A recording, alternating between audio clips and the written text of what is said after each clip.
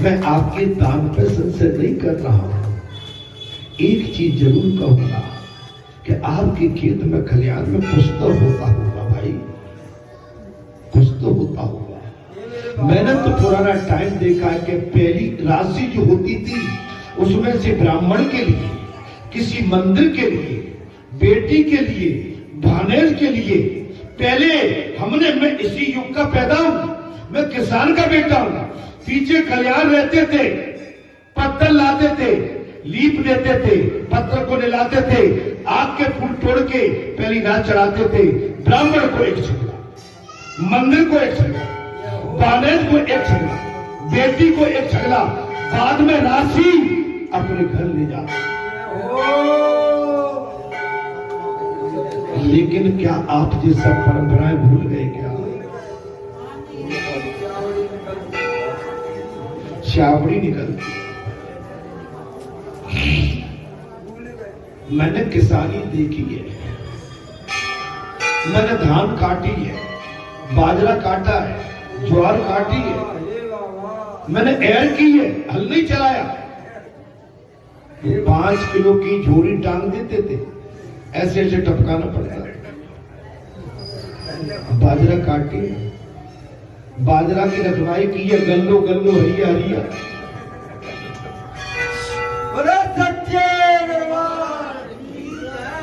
गोबर उठाया है, गऊ के घोड़े बैठ जो रहते थे वो साफ किए, गौ माताओं को जल पिलाया है, बैलों को नदी में नहलाया है, सब कुछ तो किया। ये हो संसार में हमने सब कुछ देखा। मैं इसलिए ये बातें कह रहा हूं। आज वो दिन नहीं लौट सकते, वो खुशियां, वो समय लौट के। आज तो दुनिया बनावटी है, आज दुनिया नहीं, सभी नहीं, आप नहीं, आप नहीं हो। मेरा सरपंच आ रहा है, लेट जाता है, देखता है तो सरपंच आ रहा है। आप जैसे भक्त आड़े हो जाते मुझे देखते, और जो सरपंच तो लेट गया था उसको, सरपंच तुम्हारा प्रेम हमको ले गया, और तुम्हारे प्रेम के कारण हमने सिद्ध के दर्शन किए।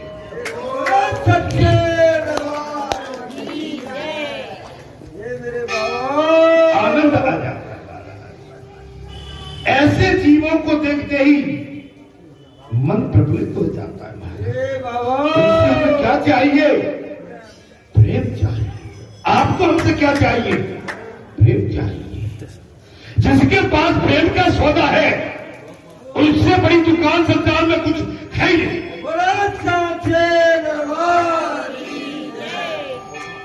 भारत कंस के पिता उग्रसेन को राजा बना होगा, मैं तो आपका सेवक हूं। भगवान जी महाराज गंगाचार्य जी ने नंद बाबा से कहा, श्री कृष्ण तो वसुदेव का पुत्र है, आपका नहीं। यशोदा ने पुत्र को जन्म नहीं दिया। अब कन्हैया गोकुल में नहीं, मथुरा में रहेगा। नंद बाबा व्याकुल हो गए। बलराम श्री कृष्ण भी नंद जी से मिलने के लिए आया, कहने लगे, बाबा हम उस समय मल्लों से युद्ध कर रहे थे, हमको उस समय हनुमान जी के दर्शन।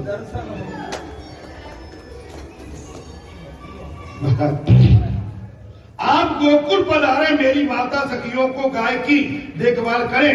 मेरी माता से कह देना उनका कन्हैया उनके पास लौट के अवश्य।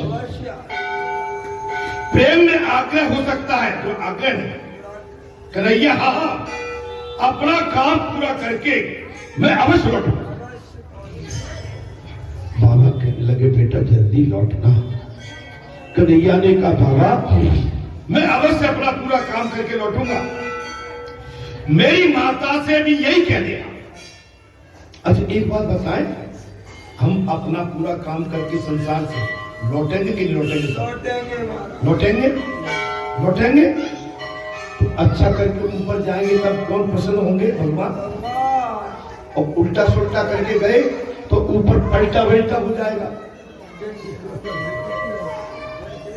भगवान से, अपनी माता के गर्भ से हम जिस दिन बाहर आए थे उस दिन वादा करके आए थे, भगवान हम तुम्हारे संसार में तुम्हारी गाथा गाएंगे, तुम्हारे मार्ग के अनुसार चलेंगे, धर्म के मार्ग पर चल के धर्म की ध्वजा को फहराएंगे और सेवा भाव रखेंगे, बेईमानी नहीं करेंगे, किसी के साथ दगाबाजी नहीं करेंगे, धोखेबाजी नहीं करेंगे, किसी का चीरहरण नहीं करेंगे, महाराजी सरकार की मतलब पान नहीं करेंगे, हड्डी नहीं छिछोड़ेंगे। वादा करके आए कि नहीं? तो चलो मैं कहता हूं, भूल भुलैया तो हो गई होगी सभी से, अब तो नहीं होगी ना। अब नहीं होगी तो अभी भी मौका है कि जाके बाबा तुम्हारी बात को फिर संभाल लेगा। अरे तुम्हारी बात को कौन संभालेगा? ऊपर एविडेंस कौन देगा? बाबा। अनुमान बाबा सब जगह मिलेंगे। भाई सुग्रीव को मिलाया भगवान से, विभीषण को मिलाया भगवान से, मिलाया कि नहीं मिलाया? और अभी बात इसमें कथा में आ गई कि बलराम और श्री कृष्ण का मल्लों से युद्ध हो रहा था और महाराज उनके बाबा ने पुकारा, हनुमान जी सहायता करना, वहां भी बैठ गए। इतना बड़ा महाभारत युद्ध हो रहा था, अर्जुन एवं भगवान श्री कृष्ण के रथ पर भी, उनकी ध्वजा पर भी सवार हनुमान थे। नहीं आ रही समझ? तो बाबा को साक्षी बना लो। अरे हम वहां मिलेंगे तुम्हें, हम एक एक को पहचानने लगे। मेरे बाबा हम समझेंगे नहीं नहीं, ये सरपंच साहब बाबा हमारे सामने रोज आते थे, दंडवत करते थे, और क्या है इनका? बाबा सिद्ध पर एक बार इन्हें कथा करवाई थी, राम भी गए थे, तुम गए थे, बाबा गए थे, वहां क्या किया? वहां भी इन्होंने दंडवत किया। बाबा राम कथा में बैठे थे। बाबा अच्छे हैं, तुम कह रहे हो ना? बाबा हम तो कह रहे हैं। तो आपकी सिफारिश के लिए, गलत के लिए नहीं, सही तो चाहिए। तो बगैर मांगी के काम नहीं कर सकता। अच्छा चलो, हमसे पहले कहीं कोई और पहुंच गया, हम पीछे पहुंचे, तो तुम कहोगे बाबा जी तो वहां बैठ के कथा कहता था, तो वहां भी तुम्हारा एविडेंस लगेगा। हम सभी एक दूसरे के पूरक हैं। कन्हैया ने कहा अपना काम पूरा करके फिर अवश्य लौटूंगा। मेरी माता से मेरी गाय को देखभाल करना, ये प्रसंग भागवत में नहीं किंतु अन्य ग्रंथों में है। गोकुल के श्री कृष्ण अनुपम है। केला क्या मेरा केला? चलो चलो चलो नहीं गोकुल के श्री कृष्ण अनुपम है, उनका स्वरूप दिव्य है। गोकुल के श्री कृष्ण अनुपम है, उनका स्वरूप दिव्य है। आनंद अलौकिक किंतु तत्वतम। गोकुल और मथुरा के श्री कृष्ण एक है। वो बात के भैया अब तो भजन और होली है, हर तेरी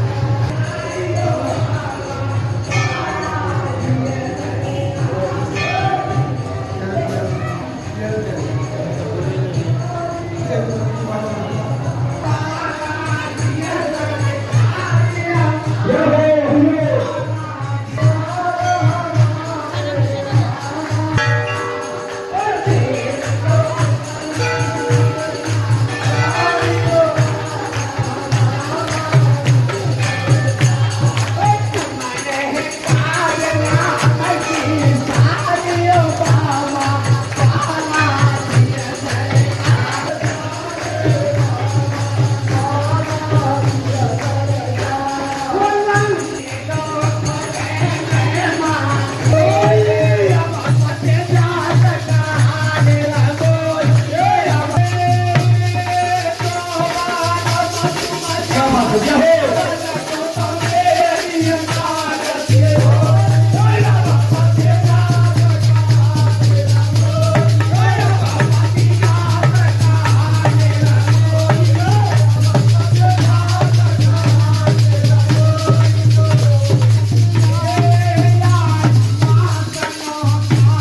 बहुत ही सुंदर, क्या बात है?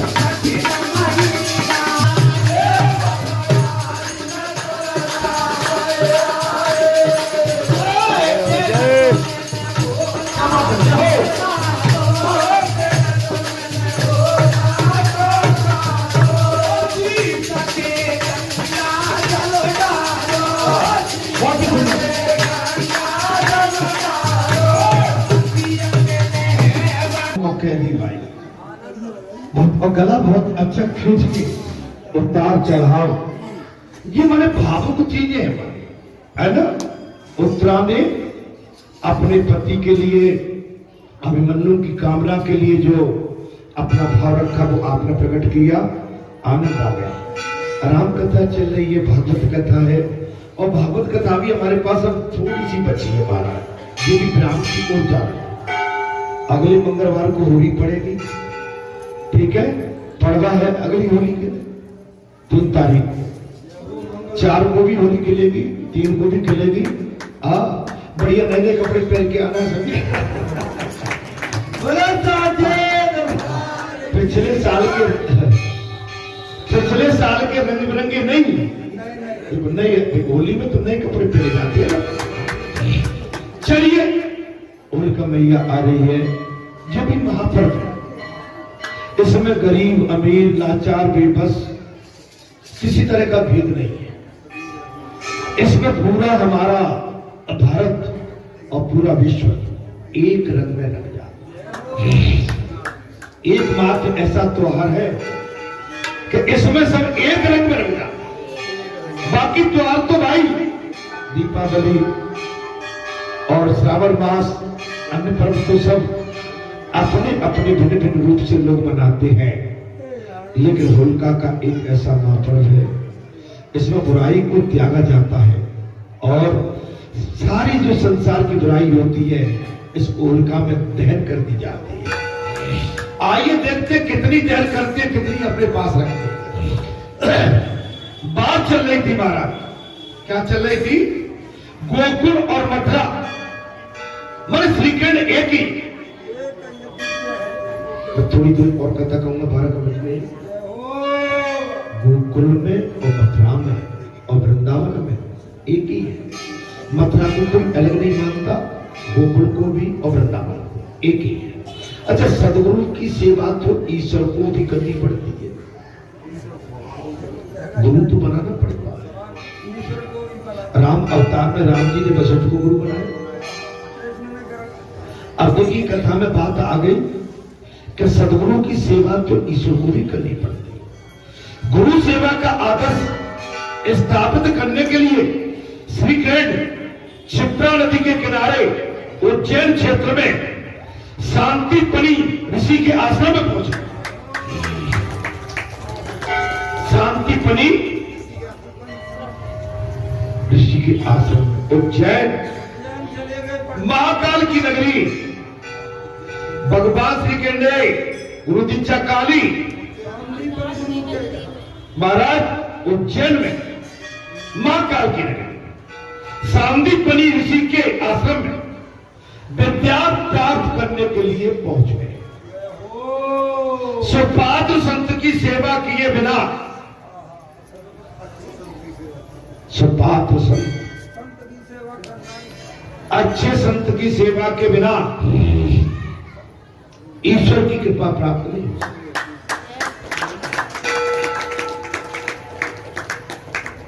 अच्छे संत की सेवा के बगैर आप समझिए ईश्वर कृपा नहीं हो। किसी तपस्वी पवित्र संत की धन तन मन से सेवा करोगे तो उसके अंतर के आशीर्वाद मिलेंगे। मनुष्य के लिए ऐसी संत सेवा आवश्यक। संत सेवा आवश्यक। अपने गुरु जी की हम सेवा ज्यादा तो नहीं, लेकिन आशीर्वाद पूरा। हृदय से पाया। आज उन्हीं की महिमा है कि हम जैसे जड़ को भी चेतन कर दिया। हम जैसे मिठुन को भी महाराज पिघला दिया। हमारे अंदर दूर दराज से भी दियावती गुरबत्ती तो थी, लेकिन कभी साथ उठाने की क्षमता नहीं थी। बगैर गुरु की दया के कुछ नहीं। आज से 2 साल पहले गुरु साहब गए थे। गुरु के आशीर्वाद के लिए जो एक शिष्य को कर्म करना चाहिए, कर्म कांड में, वो दायित्व हमने और इनकी दया से प्राप्त अशक्त।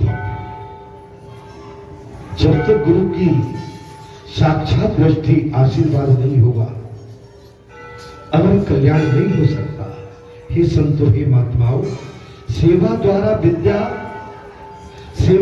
प्राप्त विद्या सफल होती है। सेवा द्वारा वही सफल हो।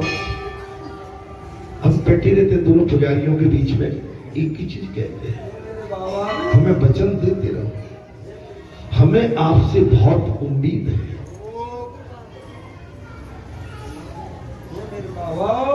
आप दोनों के दोनों धर्म के खंभे हैं। आपसे मुझे बहुत उम्मीद है। मेरी उम्मीदों पर आप खरे उतरना। मैं एक ही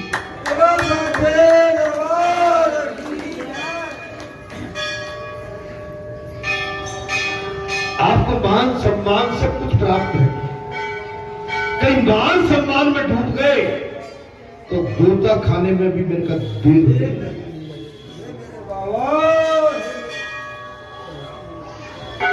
आपके पूर्व जन्म का प्रारब्ध है, तब ये आपको उपलब्धि और प्राप्ति हो रही है। आप जान सकते थे कि आपको जो देवालय और माता के पुजारी और बालाजी का धाम प्राप्त कभी नहीं। हम जानते थे कभी नहीं। वो जो करते जानते कभी नहीं। आप हम सब बेटे कभी नहीं। लेकिन ये आपके पूर्व जन्म का प्रारब्ध योग संयोग जो आज आपके सामने एक धर्म की लहराती हुई फसल के समान आपके सामने खड़ा हो। पुस्तक पढ़ के प्राप्त किया गया ज्ञान धन और प्रतिष्ठा करा सकता है। पुस्तक पढ़ने के बाद ज्ञान प्राप्त करना, धन मिल जाएगा, प्रतिष्ठा मिल जाएगी,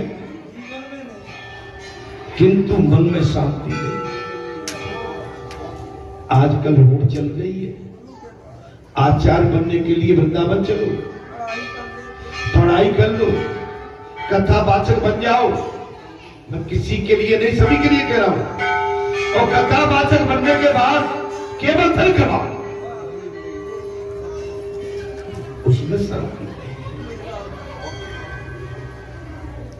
गली गली मारे मारे फिरोगे, आपकी हमारी कदर कम हो जाएगी। संत वैरागी महापुरुष सतपुरुष वही है, एक खूंटे पर बन के एक जगह डटा रहे, वो सफलता है।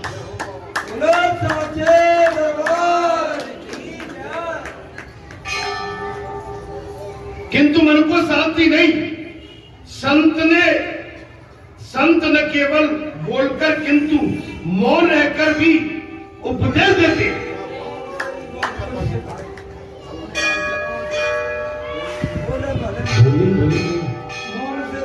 मौन से भी बहुत कुछ दे देते हैं। संत का प्रत्येक गुहार, कथा तो ध्यान से सुनो, संत का प्रत्येक गुहार ज्ञान और भक्ति से भरा हुआ होता।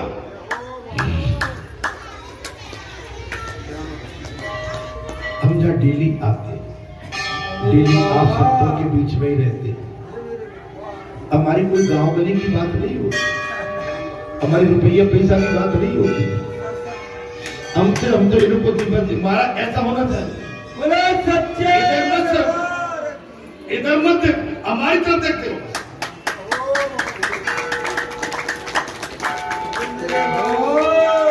हम इसके लायक तो नहीं है, लेकिन फिर भी हम एक ही भाव लेके आते हैं।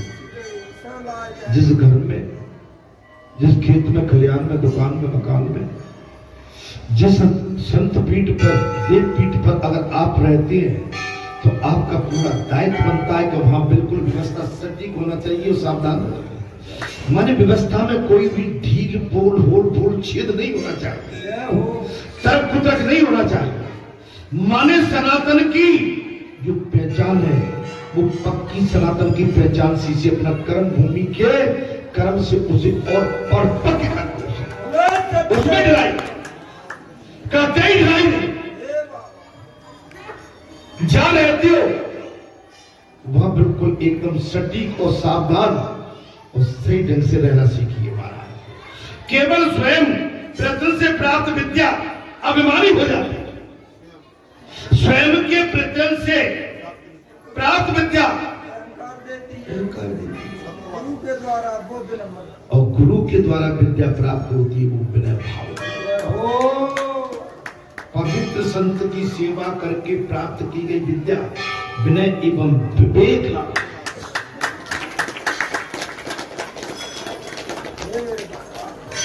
महाराज जी ने बड़ा बाड़ी में तेज था, बुलंद था। कि जहां मुबंत कहे सुने रघुराया, और जहां पर नाथ करो तुम दाया। जी बाड़ी थी।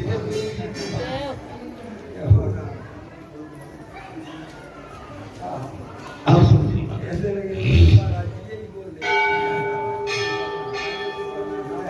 बड़ी लायकी, विनयी भाव। कथा चल रही थी, हम अचानक पहुंच गए। हमारे साथ में, चूंकि संसारी जो रिश्ता वो भी हमारे साथ में ही थे, हम दोनों ही प्राणी थे। महाराज जी ने देख लिया दूर से,